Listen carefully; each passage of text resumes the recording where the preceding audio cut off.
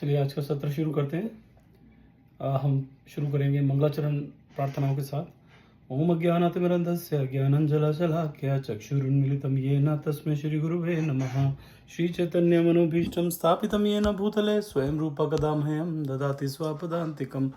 वन्देऽहं श्रीगुरोः श्रीयुत्पदकमलं श्रीगुरुन् वैष्णवंश्च श्रीरूपं साग्रजातं सहगणरघुनाथान्वितं तं सजीवं साद्वैतं सावधूतं परिजनसहितं कृष्णचैतन्यदेवं श्रीराधाकृष्णपदान् सहगणललिता श्रीविशाखान्वितांश्च। हे कृष्ण करुणा सिंधु दीनबंधु जगतपते गोपेश गोपिका कांता राधाकांता नमोस्तुते। तप्त कांचन गौरांगी राधे वृंदावनेश्वरी वृषभानुसुत देवी प्रणमामि हरिप्रिये। वाञ्छाकल्पतरुभ्यश्च कृपा सिंधुभ्य एव च पतितानां पावनेभ्यो वैष्णवेभ्यो नमो नमः। नमो विष्णुपदाय कृष्णपृष्ठाय भूतले श्रीमान् कतुदासधिकारी इति नामिने। नमो विष्णुपदाय कृष्णपृष्ठाय भूतले श्रीमते भक्तिवेदांत स्वामी इति नामिने। नमस्ते सारस्वते देवे गौरवाणी प्रचारिणे निर्विशेषा शून्यवादी पाश्चात्य देशतारिणे। जय श्री कृष्ण चैतन्य प्रभु नित्यानंदा श्री अद्वैत गदाधर शिवासादि गौर भक्तवृंद।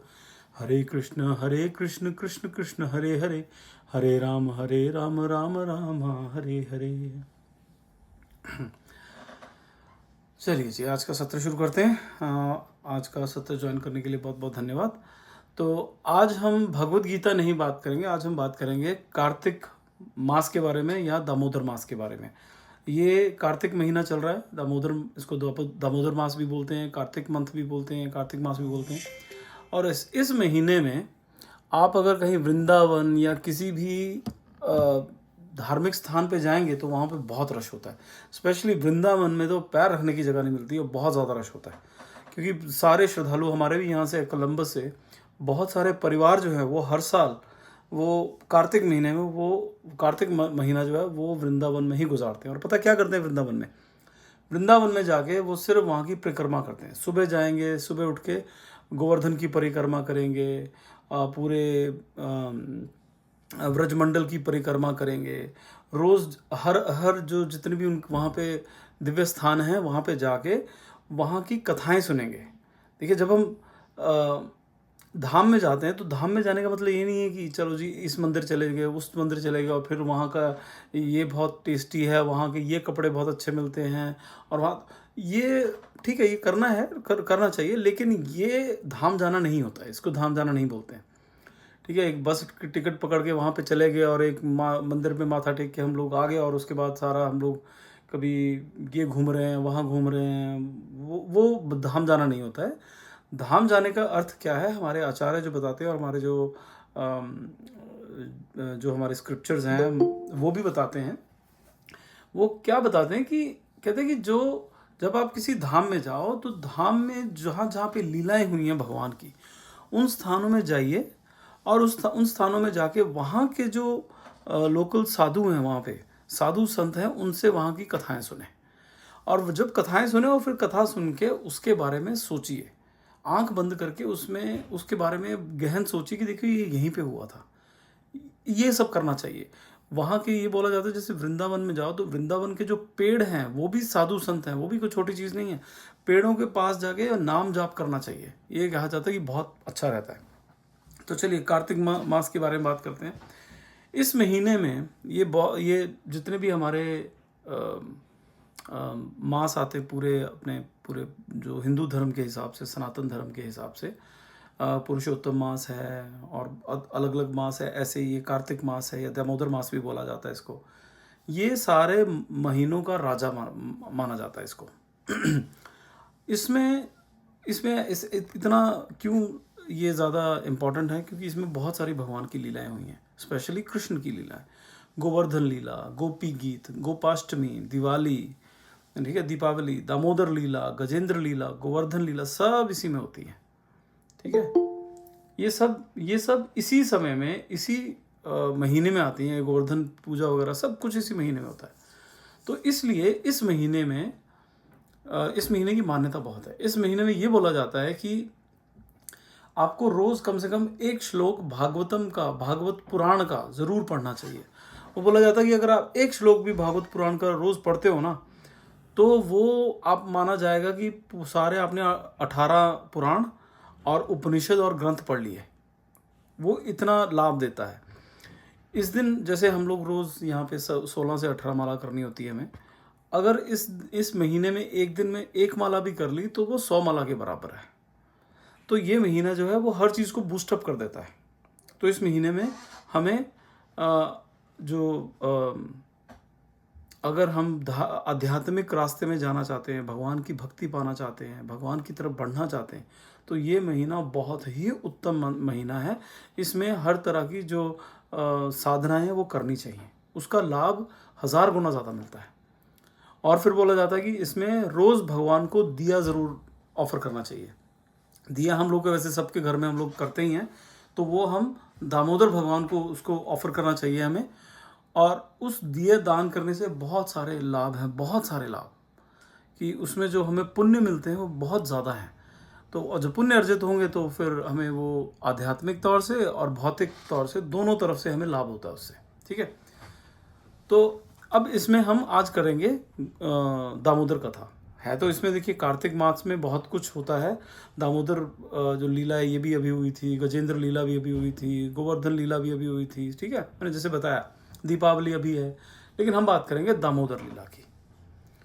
दामोदर लीला सबसे ज़्यादा प्यारी क्योंकि वो सबसे छोटे थे कृष्ण उसमें। तो जो बाल लीलाएं कृष्ण की वो सबसे सुंदर लीलाएं हैं।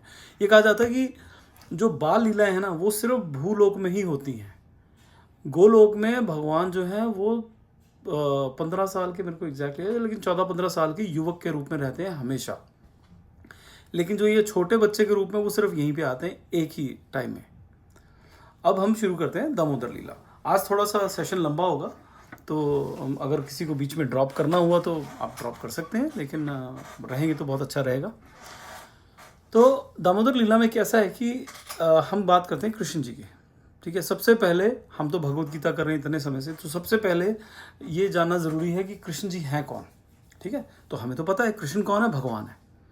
ठीक है, भगवान है, लेकिन कुछ कहते हैं अरे ये तो अवतार है विष्णु का। तो नहीं, ये विष्णु का अवतार नहीं। वो जो हमारे ग्रंथों में भी लिखा है वो गलत नहीं कह रहे हैं, लेकिन वो सही भी है गलत भी है।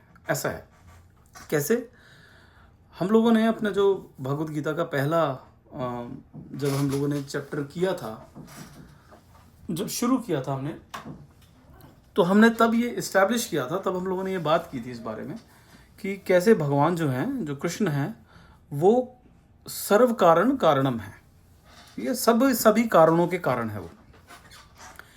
कैसे, अब हमारा जो पूरी सृष्टि है ये 2 हिस्सों में बटी है। एक है अध्यात्म, एक जगत है आध्यात्मिक जगत, और एक है भौतिक जगत। हम बैठे हैं इस वक्त भौतिक जगत में। जो आध्यात्मिक जगत है, जो उसको स्पिरिचुअल वर्ल्ड बोलते हैं, और ये भौतिक जो मटेरियल वर्ल्ड भी बोलते हैं, जो आध्यात्मिक जगत है वो 75% है, इसका पूरा 75% है, और 25% जो है वो भौतिक जगत है। तो भौतिक जगत छोटा है। अच्छा, तो जो आध्यात्मिक जगत है उसमें कृष्ण जी हैं गोलोक धाम में। उनसे उनकी 4 एक्सपेंशंस हैं, उन्हीं से 4 मतलब उनके अवतार नहीं, उन्हीं से आगे निकलते हैं, उन्हीं की जितनी पावर है उनकी। अनिरुद्ध, संकर्षण, ऐसे अनिरुद्ध, संकर्षण, नारायण, और एक और है, एनीवेज मैं भूल रहा हूँ। तो उससे ऐसे आगे आगे आगे बढ़ते बढ़ते उनकी जो एक्सपेंशंस हैं वो आगे बढ़ते बढ़ते, इससे बहुत सारी एक्सपेंशंस हैं जो कि सिर्फ आध्यात्मिक जगत में है। जब हम बात करते हैं भौतिक जगत की, तो इसमें आ जाते हैं वो बन के विष्णु। अब यहाँ पे 3 तरह के विष्णु हैं, 3 विष्णु आते हैं। सबसे पहले आते हैं महाविष्णु। ठीक है जी, सबसे पहले है महाविष्णु। महाविष्णु कौन है, जब वो सांस लेते हैं तो उनके शरीर से ये जितने यूनिवर्सेस हैं ये बाहर निकलते हैं। तो करोड़ों अरबों खरबों यूनिवर्सेस उनके शरीर से बाहर निकलते। जब वो सांस लेते हैं, अंदर खींचते हैं, सारे के सारे अंदर चले जाते हैं उनके। मतलब वो सारे जो यूनिवर्स हैं, जो हिंदी में रोज समझ में नहीं आ रहा क्या बोलूँ, लेकिन हाँ, यूनिवर्स जो हैं वो यूनिवर्स सारे खत्म हो जाते हैं। जैसे सांस लेते हैं वो यूनिवर्स पैदा होते हैं, जैसे वो सांस अंदर खींचते हैं तो यूनिवर्स खत्म हो जाते हैं। अब जब वो सांस खींचते हैं, जब सांस वो लेते हैं और ये सारे यूनिवर्स खड़े हो जाते हैं। यूनिवर्स क्या है ये, वो छोटे छोटे बबल्स निकलते हैं, इनके छोटे छोटे गुब्बारे, इनके पूरे शरीर में से गुब्बारे निकलते हैं, और वही जब वो सांस खींचते हैं वही गुब्बारे वापस चले जाते हैं। अब वो जो गुब्बारा, हर कोई गुब्बारा है, वो एक एक यूनिवर्स है जिसमें हम रह रहे हैं। अब हम में उनमें से किसी एक यूनिवर्स में हम लोग रह रहे हैं। खरबों यूनिवर्स निकलते हैं, उसमें से किसी एक यूनिवर्स में हम रह रहे हैं। तो इसका मतलब क्या हुआ, हर यूनिवर्स में पृथ्वी है, ठीक है। हर यूनिवर्स में तो मतलब खरबों पृथ्वियाँ हैं, बिल्कुल हैं। अच्छा, तो फिर उसमें क्या होता है, अब हर एक यूनिवर्स के अंदर एक विष्णु जी फिर जाके बैठते हैं। अब ये जो थे, अभी जो हमने बात की, वो थे महाविष्णु। दूसरे विष्णु जो कि हर यूनिवर्स के अंदर जाके बैठते हैं, उनको बोलते हैं गर्भोदक्षाय विष्णु। उनको क्या बोलते हैं, गर्भोदक्षाय विष्णु। अब दो विष्णु हो गए, एक महाविष्णु, एक गर्भोदक्षाय विष्णु। तो क्या गर्भोदक्षाय विष्णु बहुत सारे हैं? बिल्कुल, खरबों गर्भोदक्षाय विष्णु। हर यूनिवर्स जो है, जो कि एक गुब्बारे की तरह है, उसमें एक गर्भोदक्षाय विष्णु जी बैठे हुए हैं। फिर इन विष्णु के नाभि से निकलता है कमल, और कमल में से निकलते हैं ब्रह्मा जी। तो इसका मतलब है कि खरबों ब्रह्मा जी हैं। बिल्कुल सही बात है, खरबों गर्भोदक्षाय विष्णु है। हर गर्भोदक्षाय विष्णु के पेट से, नाभि से कमल निकलता है, और कमल में ब्रह्मा जी बैठे होते हैं। अच्छा, कुछ बबल जैसे होते हैं, जब हम बबल फुलाते हैं, जो ये गुब्बारे फुलाते हैं, उसमें से होता है ना वो साबुन के पानी से, तो कुछ छोटे निकलते हैं, कुछ बड़े निकलते हैं। तो ऐसे ही, ऐसा नहीं कि सारे जो यूनिवर्सेस है वो सेम साइज़ के हैं, अलग अलग साइज़ के हैं, कुछ बड़े हैं कुछ छोटे। हमारा जो है, जिसमें हम रहते हैं, वो छोटा है। इसमें ब्रह्मा जी के 4 मुंह हैं, ठीक है। इसके ब्रह्मा जी में ब्रह्मा जी के 4 मुंह हैं, ठीक है। तो लेकिन कुछ ऐसे गैलेक्सीज हैं, या उसको बोलेंगे कि वो जो है उसमें 1000 मुंह हैं उसके, ब्रह्मा जी, क्योंकि वो बहुत बड़ी है, ठीक है। ब्रह्मांड यूनिवर्स नहीं, ब्रह्मांड तो पूरा का पूरा सारी सृष्टि होगी ब्रह्मांड, उसके अंदर छोटे छोटे यूनिवर्सेस हैं, ठीक है। फिर उसके बाद गैलेक्सी है, ठीक है, जिसको बोलते हैं कि वो छोटे छोटे जो यूनिवर्स है, जिसमें पृथ्वी भी आती है। ऐसे अब इनको समझ में आया, पहले नहीं पता था, अब साइंस को समझ में आ रहा है बहुत सारे यूनिवर्स है, हम अकेले नहीं है, एक ही नहीं है, ये बहुत सारे हैं। और ये बड़े अजीब से, जैसे गुब्बारा होता है वैसे ही है, ऐसे उन्होंने बोला है, अब साइंस को समझ में आ गया है, ठीक है। तो एनीवे, तो हम लोगों ने 2 विष्णु की बात की। पहले महाविष्णु, जिनके शरीर में से सारे ये गुब्बारे निकलते हैं। फिर हर गुब्बारे में गर्भोदक्षाय विष्णु बैठे हुए हैं, और हर उसमें ब्रह्मा जी भी बैठे हुए हैं। फिर उसके बाद क्या होता है कि अब ब्रह्मा जी क्या करते हैं, जो कमल होता है, कमल की जो नाल होती है, वो नाल को काट के वो नाल को काटते हैं, और जो कटे हुए पीसेज हैं, उसी से ये पृथ्वी, ये मंगल ग्रह, ये सूर्य, सब उसी से बनते हैं, ठीक है। तो ये कर दिया उन्होंने। अब लेकिन क्या होता है कि उसके बाद भी जितने भी ये कण हैं, वो निर्जीव हैं, वो डेड हैं, उनमें कुछ भी है नहीं। वो जैसे हम पानी को जब हीट देते हैं तो क्या होता है, पानी उबलता है, राइट। तो पानी, लेकिन वो हीट कहाँ से आई? अगर हीट ना होगी तो पानी उबलेगा नहीं, और जब हीट भी होगी तो पानी क्यों उबल रहा है? तो भगवान हर एक कण में जाके बैठ जाते हैं, उनको बोलते हैं क्षीरोदक्षाय विष्णु। हर कण में भगवान बैठ जाते हैं, और फिर हर कण का जो फंक्शन है वो डिसाइड करते हैं, उस हिसाब से वो उसको रन करते हैं कि पानी में जो वो मॉलिक्यूल हैं, जब वो हीट होगी, कोई भी मॉलिक्यूल हो, कोई भी ऐसा जो कण होता है, एटम होता है, जब हीट एनर्जी उसको मिलती है तो वो बहुत तेज़ी से बढ़ता है, इधर उधर भागता है, तो उसी से पानी उबलता है। नहीं, हम उसमें नहीं जाएंगे बहुत ज़्यादा, बट हर कण में भगवान है, और उस कण का जो प्रतिक्रिया है वो भगवान के द्वारा हो रही है एक तरह से, ठीक है। इसलिए कहते हैं कि भगवान की मर्जी के बिना जो घास है, वो घास का एक तिनका भी हर्ट नहीं हो सकता। तो वो इसीलिए क्योंकि हर एक में भगवान खुद है, ठीक है जी। तो अब हमने बात की 3 विष्णु के बारे में। एक थे महाविष्णु, फिर थे गर्भोदक्षाय विष्णु, और फिर थे क्षीरोदक्षाय विष्णु। अब लेकिन विष्णु पुराण, विष्णु इसमें तो चलो बोल दिया कि विष्णु ने बनाया या कृष्ण ने बनाया, लेकिन शिव पुराण बोलो तो बोलो शिव जो है वो भगवान है, उन्होंने बनाया सब कुछ। देवी पुराण में कह रहे देवी ने बनाया, कोई भी गलत नहीं है। कैसे? जब महाविष्णु ये सारे बड़े बड़े गुब्बारे बना देते हैं ना, वो गुब्बारे जब बन जाते हैं तो उसके बाद वो क्या होता है कि उन गुब्बारों में कोई जान नहीं है, कुछ नहीं है, वो डेड मटेरियल है एक तरह से, ठीक है। गुब्बारे बस है, गुब्बारों में कुछ नहीं है। तो हम जो आत्माएं हैं, हम आत्माएं महाविष्णु के शरीर में रेस्ट कर रही हैं। जब वो वो बबल या हमारे जो ये यूनिवर्स है, ये जो संसार है नहीं बना है, तब तक हम लोग जो है बैठे होंगे, हमारे जाने के लिए कोई जगह नहीं है, तो हम उनके शरीर में बैठे हुए हैं। तो महाविष्णु क्या करते हैं, वो सिर्फ देखते हैं महाशिव और पार्वती के ऊपर। महाशिव और पार्वती हैं वहाँ पे, उनकी तरफ सिर्फ देखते हैं और उसी से उनको शक्ति प्रदान करते हैं, महाशिव और पार्वती जी को, महापार्वती जी को। और वो शक्ति जो है वो एक तरह से सारे के सारे जो ये आत्माएं हैं वो पार्वती माँ को दी जाती है। और पार्वती माँ फिर क्या करती हैं, महाशिव की सहायता से जितने भी ये गुब्बारे हैं छोटे छोटे, इनमें ये सारी आत्माओं को स्थापित कर देती हैं। इवन जो गर्भोदक्षाय विष्णु जी की आत्मा है, उनको भी वो आत्मा या गर्भोदक्षाय विष्णु को वहाँ पे वो स्थापित करती हैं। तो अब यहाँ पे अगर देखा जाए तो हम बोलेंगे अच्छा कृष्ण सबसे कारणों के कारण है, बिल्कुल ठीक बात है। शिव जी ने ये सृष्टि बनाई, बिल्कुल ठीक है, हाँ वो बना रहे थे, उसमें लगे हुए थे, वो भी उनकी हेल्प से बनी है। अच्छा ये देवी माँ ने बनाई है, वो भी सही है, देवी माँ ने बनाई है, बिल्कुल उन्होंने भी किया है। लेकिन कारणों के कारण कौन है, वो है कृष्ण। कृष्ण से सारा कुछ नीचे नीचे आता हुआ आया। अब कहते हैं, अब आगे ये यहाँ पे आगे हम लोग 3 विष्णु और कृष्ण के बारे में हम लोगों ने समझ लिया। अब कहते हैं कि जी कृष्ण जो है वो विष्णु के अवतार हैं। अब आते हैं ब्रह्मा जी के ऊपर। ब्रह्मा जी जो हैं उनकी उम्र होती है 100 साल, 100 साल उम्र होती है उनकी।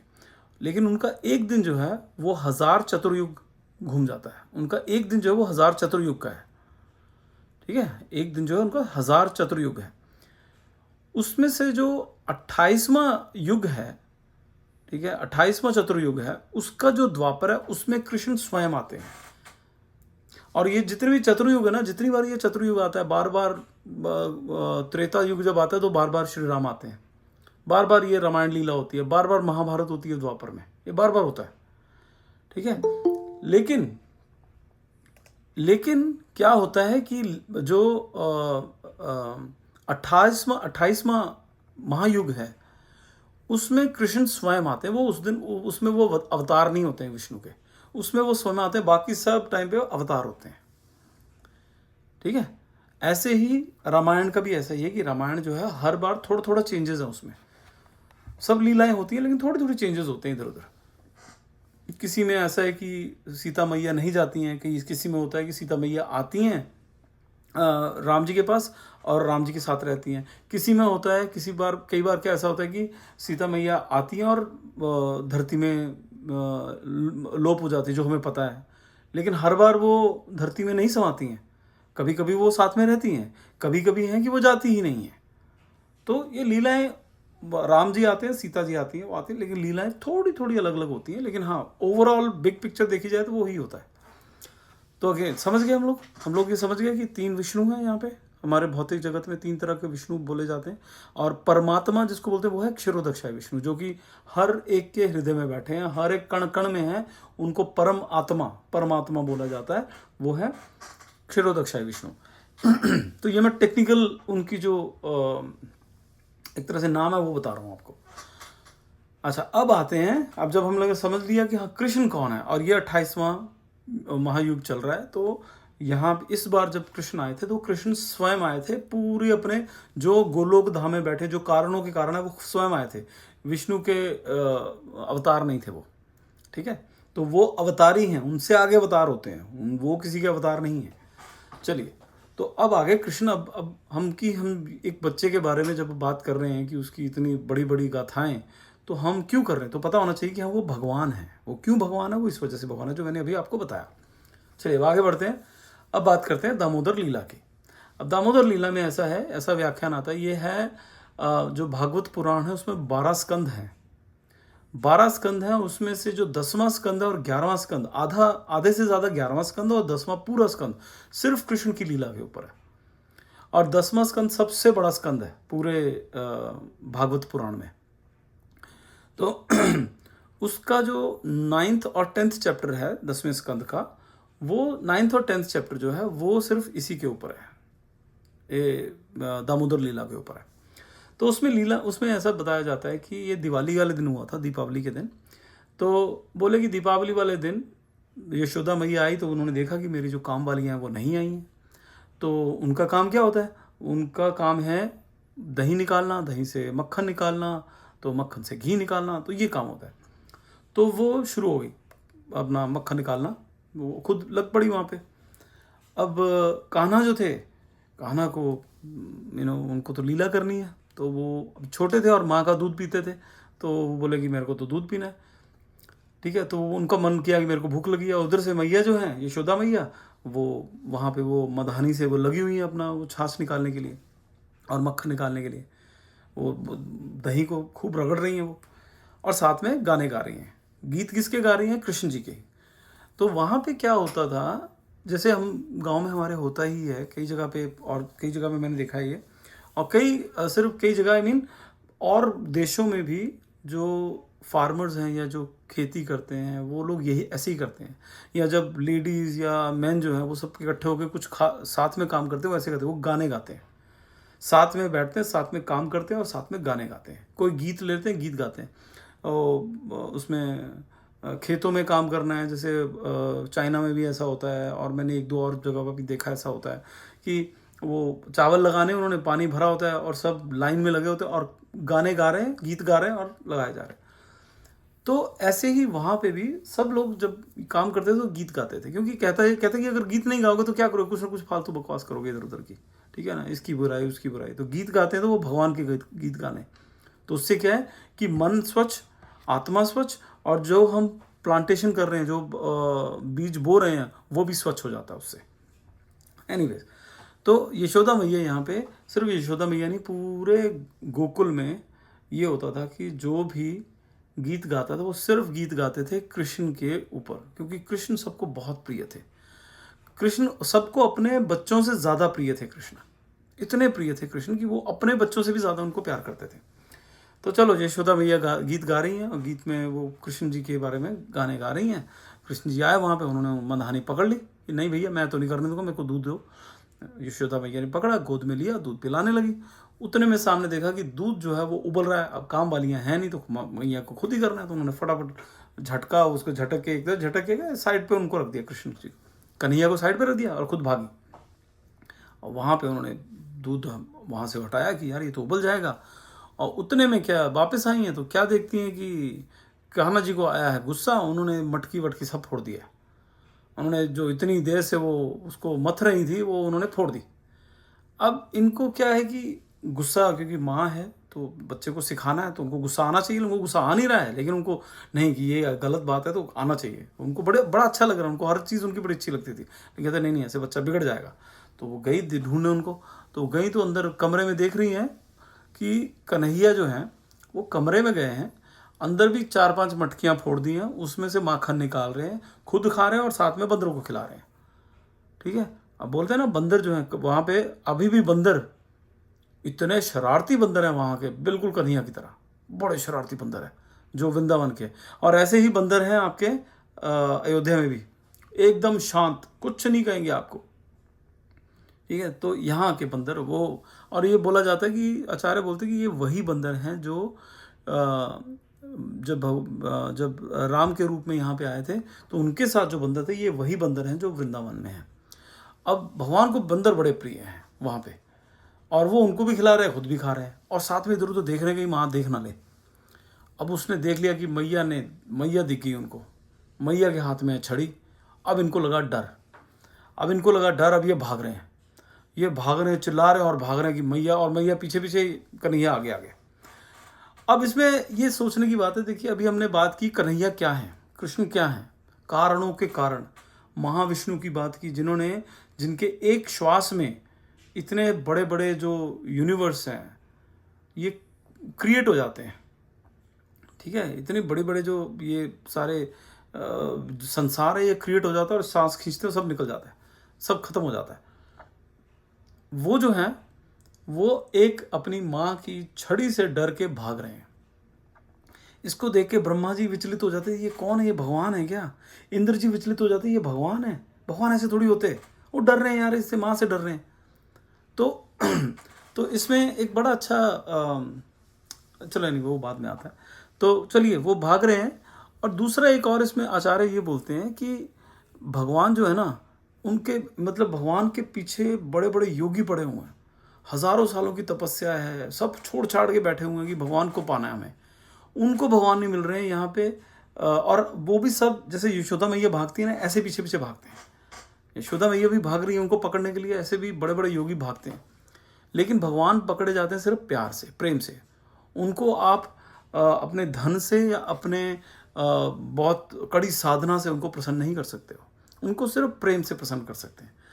तो यशोदा मैया का प्रेम था, तो कृष्ण ने अपने आप को पकड़ने दिया। अच्छा चलिए जी, उनको पकड़ लिया।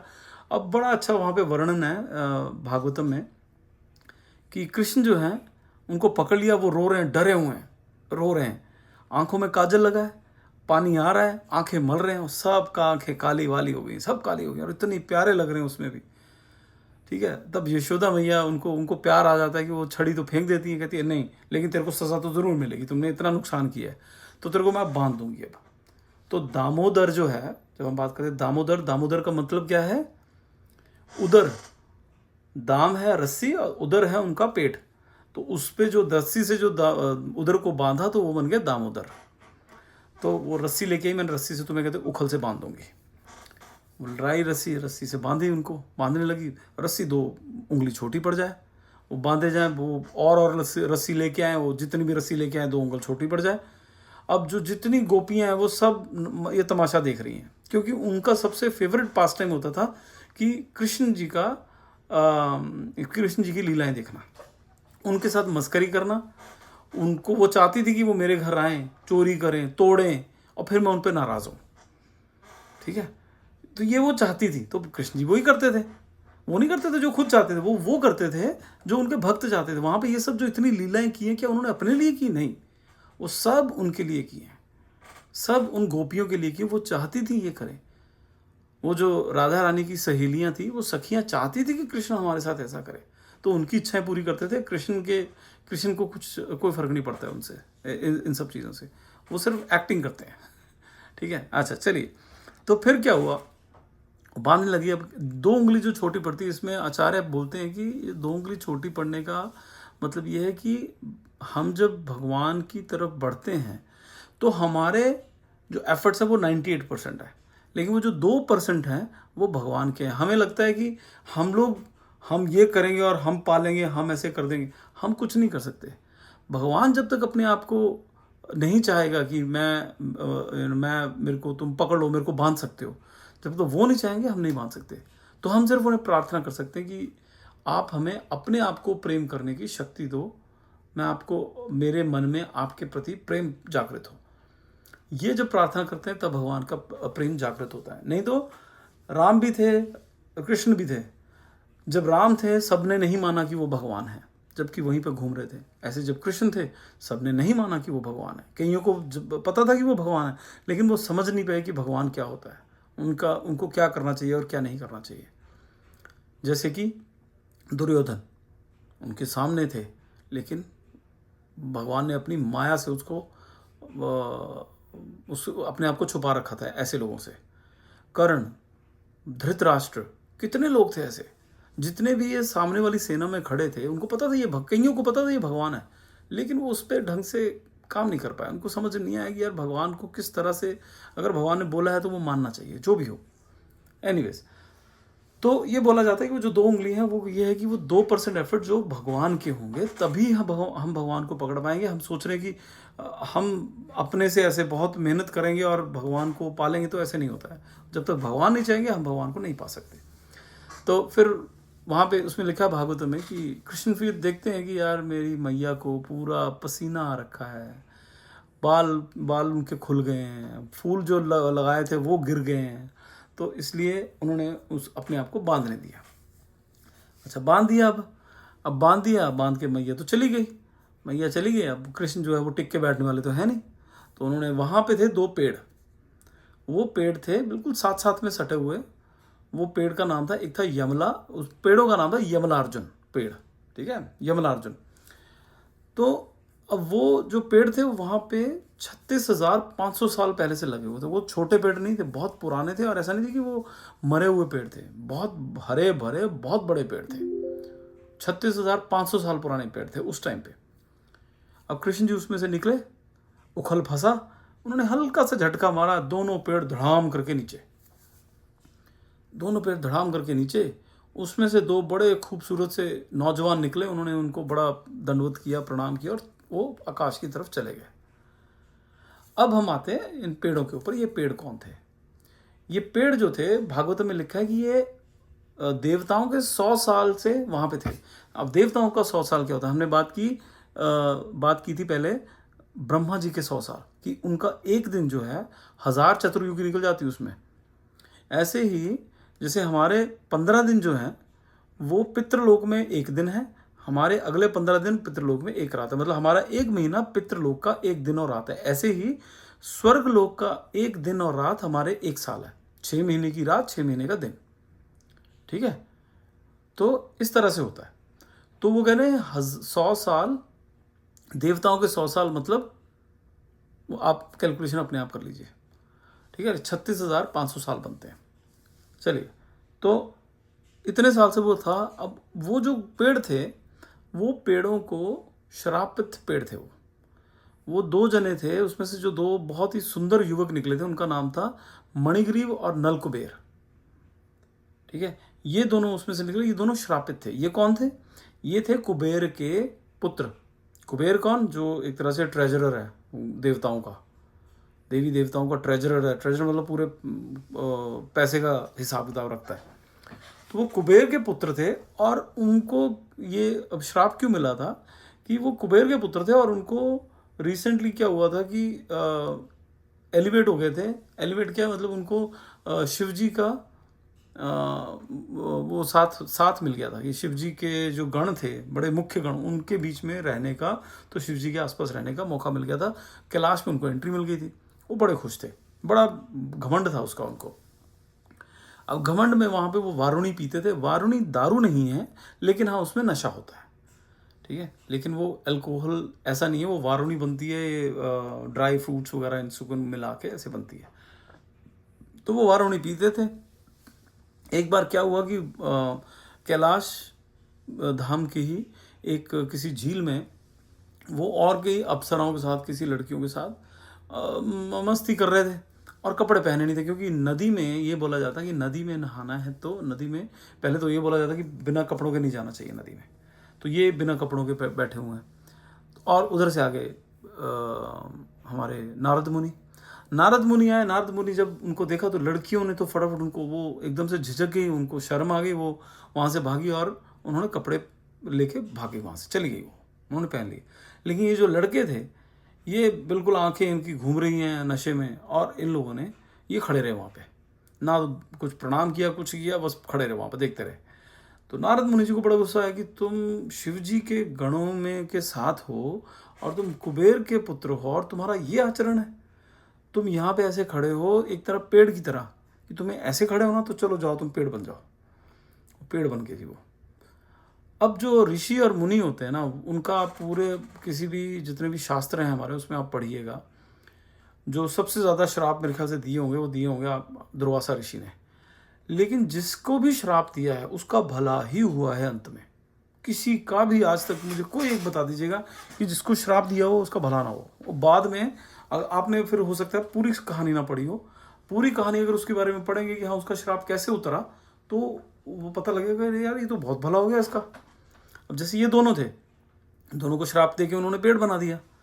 अब बाद में, और जो ऋषि मुनि का जो गुस्सा है वो एक तरह से दूध के उबाल की तरह एकदम से उतर भी जाता है।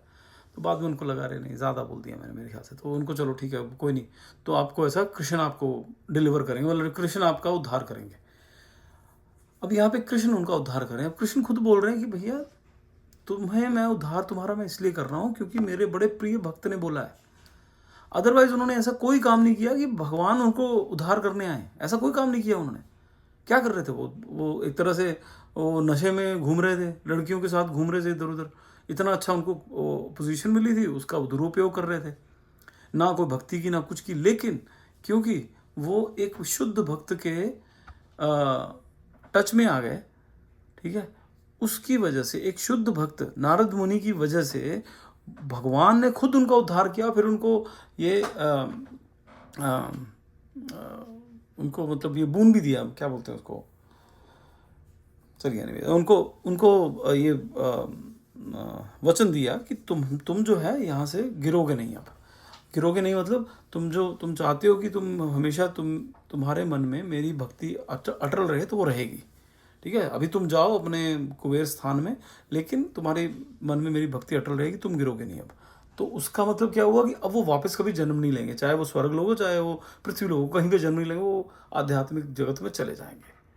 तो ये एक सीख इसमें क्या है कि अगर हमें भगवान को पाना है तो सबसे अच्छा शॉर्टकट जो है वो है भगवान के शुद्ध भक्त को पकड़ो, मतलब गुरु को पकड़ो।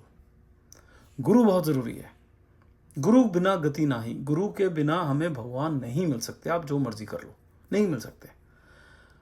भगवान कहते हैं कि मुझे पाना है तो पहले तुम एक मेरे भक्त को समर्पण करोगे, तभी तुम मुझे समर्पण कर पाओगे। क्योंकि जब आपको अगर मैं अपने गोलोक धाम ले गया, तो जैसे यहाँ पे बैठे एक जो गुरु है या उनका जो प्रिय भक्त है वो है, उसकी पोजीशन है, वैसे ही कहते तुम्हारी और मेरी पोजीशन होगी। और वहाँ पे मुझे तुम्हें लगेगा कि नहीं ये भगवान है, लगेगा ही नहीं, लेकिन तुम्हें समर्पण करना पड़ेगा। अगर तुम यहाँ पे मेरे शुद्ध भक्त को समर्पण नहीं कर सकते तो वहाँ पे तुम मुझे कैसे समर्पण करोगे। समर्पण नहीं करने का मतलब क्या होता है? ईर्ष्या, कि मैं तो इतना बड़ा, मैं कैसे समर्पण कर दूँ किसी को, मेरे को तो बहुत ज्ञान है। कहते अगर वो नहीं किया जाएगा, जब तक ये अहंकार नहीं जाएगा, तब तक तुम नहीं आ सकते मेरे पास। तो इसलिए भगवान कहते हैं कि बिना गुरु के, आप कोई भी बड़ा भक्त देख लीजिए, किसी की भी कहानी सुन लीजिएगा, सबके कोई ना कोई गुरु रहे हैं। चाहे वो प्रहलाद महाराज हो जिनके नारद मुनि गुरु थे, या वो ध्रुव महाराज हो जिनके नारद मुनि गुरु थे, चाहे वो 5 साल की उम्र में उनके बने, और दूसरे के तो ऐसे जब अभी पैदा नहीं हुआ था तब से गुरु बन गए थे, ठीक है। चलिए एनीवेज, तो सीख हमें ये मिलती है कि एक तो ऋषि और मुनि जो हैं उनका शुद्ध भक्त जो है उनका दिया श्राप भी प्रसाद होता है। एक तो ये चीज़ है। दूसरा ये कि अगर हमें भगवान को जल्दी से जल्दी पाना है तो सबसे आसान तरीका, सबसे क्विक तरीका है कि हम भगवान के शुद्ध भक्त के चरण पकड़ लें, ठीक है। अच्छा, तो उसके बाद फिर क्या हुआ? अब उसके बाद क्या हुआ, वो तो चले गए। अब पीछे से सारे गांव वाले आगे इकट्ठे हो गए, इतनी जोर की आवाज़ आई, सब देख रहे हैं, अरे इतना बड़ा पेड़ कैसे गिर गया, ये किसने? तो वहाँ पे बच्चे साथ में, अरे इस लाला ने फेंका है, इस लाला ने, इसी की करतूत है ये। कहते इसकी करतूत कैसे? अरे इसको बांधा था मैया ने, ये वहाँ से निकला बीच में से, वो फंस गया, इसने जोर लगाया, वो गिर गए।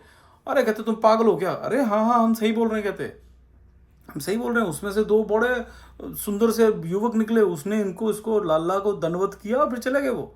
अरे कहते तुम लोग यार उसको फंसाना चाह रहे हो, उसमें तुम कुछ भी बोले जा रहे हो। तो वहाँ पे क्या होता था, कोई मानता ही नहीं था। जो हमारे गोप और गोपियाँ वहाँ की थी वो मानते नहीं थे कि नहीं हमारा लाला जो है वो भगवान। वो कहते थे नहीं ये बाय चांस सब हो रहा है। बल्कि उस चक्कर में वो गोकुल धाम छोड़ के चले गए थे। जब बहुत कुछ ऐसा हुआ ना, लल्ला ने पूतना को मारा, शकटासुर को मारा, ये यमलार्जुन पेड़ गिरे और 2-3 को ऐसे मारा, तो उनको लगा यार कुछ तो गड़बड़ है इस एरिया में, हम यहाँ से निकलते। वहाँ से फिर वो वृंदावन गए। व्रज धाम जो है उसमें गोकुल धाम है और फिर वृंदावन धाम है, तो गोकुल से वो वृंदावन चले गए थे बाद में, इसी वजह से। तो उनको लगता ही नहीं था। और इसी से पहले क्या हुआ था, ब्रह्मांड लीला हुई थी। ब्रह्मांड लीला में क्या था कि यशोदा मैया ने देखा कृष्ण जी क्या कर रहे हैं, माटी खा रहे हैं। गए वहाँ पे, डांटा उनको, तुम माटी निकालो मुंह से, तुम माटी खा रहे हो। कहते नहीं मैं तो नहीं खा रहा। नहीं तुम खा रहे हो? नहीं मैं नहीं खा रहा। मुंह खोलो दिखाओ जरा। जैसे उन्होंने मुंह खोला तो यशोदा मैया को क्या दिखता है? यशोदा को मैया को दिखता है एक बहुत बड़ा संसार, उसमें से बहुत सारे संसार है, उसमें से एक जो यूनिवर्स है जिसको हम बोलते हैं वो यूनिवर्स दिखा। उस यूनिवर्स में उनको एक पृथ्वी दिखी, उस पृथ्वी में उनको भारतवर्ष खंड दिखा, उस भारतवर्ष में उनको गोकुल धाम दिखा, और उस गोकुल धाम में उनको दिखा कि यशोदा जो है वो कृष्ण जी का मुंह खोलने को बोल रही है, उसको डांट रही है माटी खाने पे। मतलब वो अपने आप को देखा, वो देख के चकरा गई। वहाँ पे वो चकरा गई, चक्कर खा के गिर गई। तो उनको लगा, फिर जब उनको होश आया उनको लगा यार ये मैंने क्या देखा, ये कृष्ण, ये कोई मामूली बच्चा नहीं है, ये तो भगवान ही तो नहीं है, ये भगवान है कि ये ऐसे तो नहीं हो सकता, नहीं तो कैसे मैं ऐसे इसके मुंह में ये सब मिल रहा है, ये भगवान है। लेकिन जब जैसे भगवान को लगा रहे मेरी तो पोल खुल रही है यहाँ पे, इसको तो सब समझ में आ रहा है और ये वो मेरे से प्रेम नहीं कर पाएगी, तो उन्होंने अपनी योग माया के द्वारा उन पे फिर पर्दा डाल दिया, उनकी ज्ञान पे पर्दा डाल दिया। और फिर मैया को लगा नहीं मैं ना ऐसे, मेरे को वहम हो रहा है और कुछ नहीं है, ये वहम हो रहा।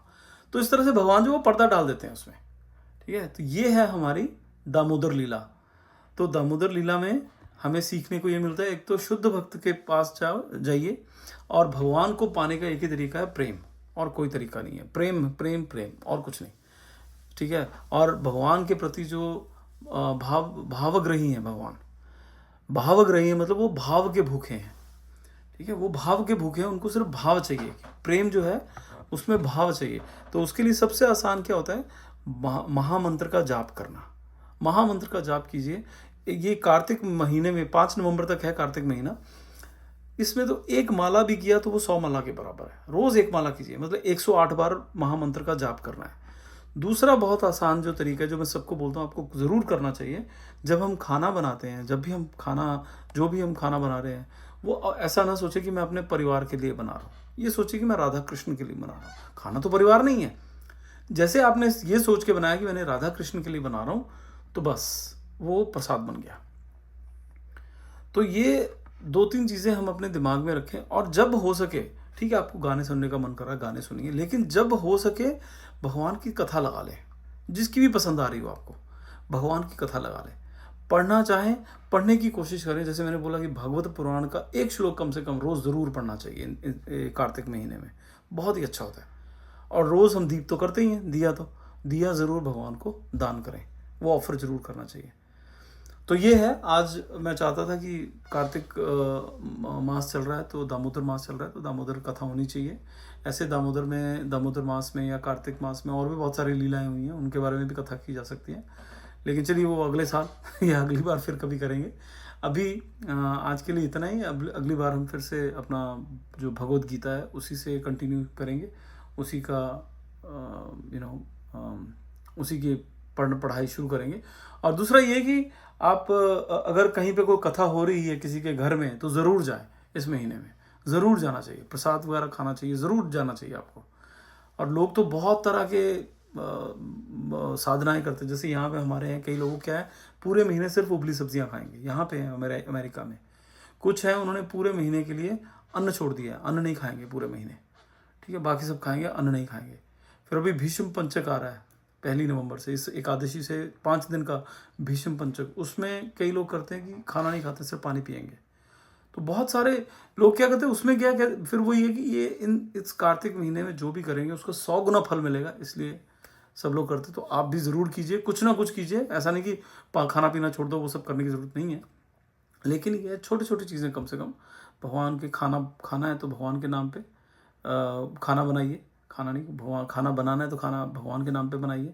और माला का एक माला ज़रूर कीजिए रोज़, और प्लस दिया तो आप देते ही हैं, तो वो बहुत बढ़िया। बाकी श्रवणम कीर्तनम विष्णु स्मरणम, ये 3 चीज़ों का ध्यान रखिए बस। ये जो मैंने बताया उसमें यही आ जाता है, कृष्ण श्रवणम कीर्तनम विष्णु स्मरणम, ये 3 चीज़ें। ये कीर्तन कीजिए, उनके बारे में सुनिए, उनके बारे में बोलिए, ठीक है। चलिए ठीक है, अभी अगले हफ्ते मिलेंगे, तब तक के लिए हरे कृष्णा। श्रील प्रभुपाद की जय, गुरु महाराज की जय, हरि हरि बोल।